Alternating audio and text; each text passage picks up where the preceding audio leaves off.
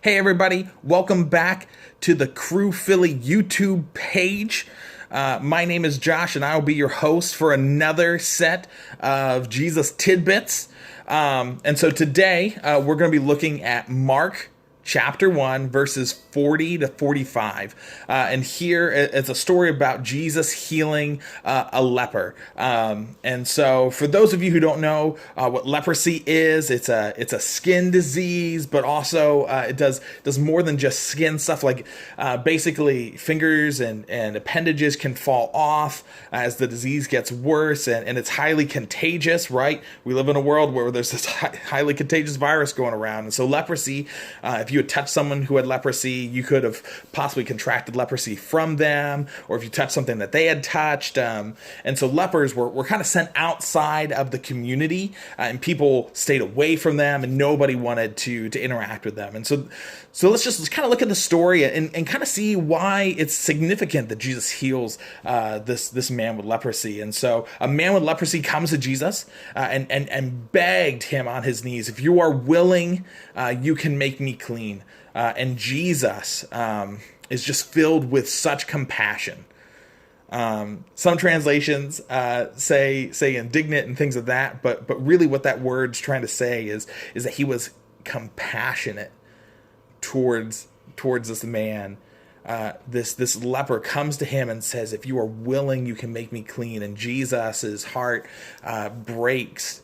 And he shows compassion to this man, and Jesus reaches out his hand and he touches him. Jesus put his own safety at risk, and he touches this man with leprosy, which was a big no-no. And Jesus says, "I am willing, be clean." Immediately, the leprosy left him and he was cleansed. I like to think that maybe he maybe lost an ear and his ear comes back, but we don't know, right? So this is just me doing that thing where I just try to think about, like, what would it have looked like for a man with leprosy, with these spots and with this whiteness to his skin, to just have fresh, clean skin again. And Jesus, after he heals him, he sends the man away, and he tells him, "Go to the synagogue, or go to your priest and do the sacrifices the way that you're supposed to, and present yourself to be clean," right? Because Leviticus and Deuteronomy exist, and it's kind of the way the order of how things were set up for it to go.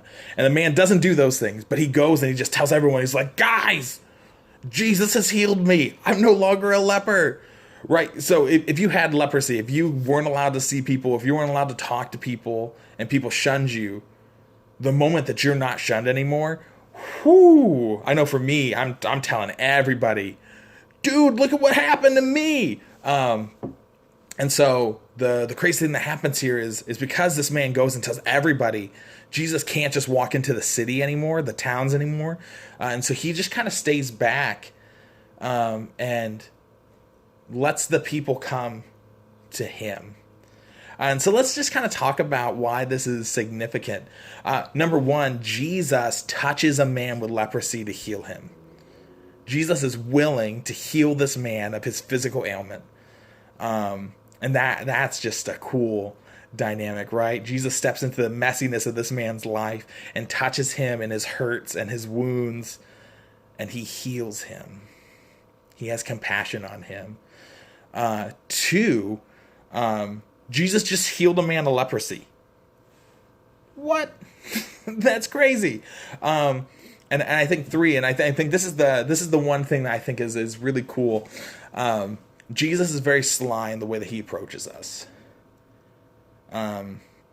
He's near to us and he's close to us, but at the same time, he wants us to seek him. And so Jesus, instead of just openly walking in to these towns after this miracle, stays out in the solitary places, and he lets the people come to him. And so that's what I want you guys to think about today is what solitary places in your life do you need to invite Jesus into so that you can really meet with him and allow him to do and use his power that he has, right? Because he can heal us of our physical and our mental and our spiritual pain. And so how can we invite Jesus into our life, into these solitary places where we are, and let him work for us?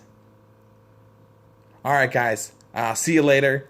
You guys have a great Corona team. And I won't leave without saying this. Toodles.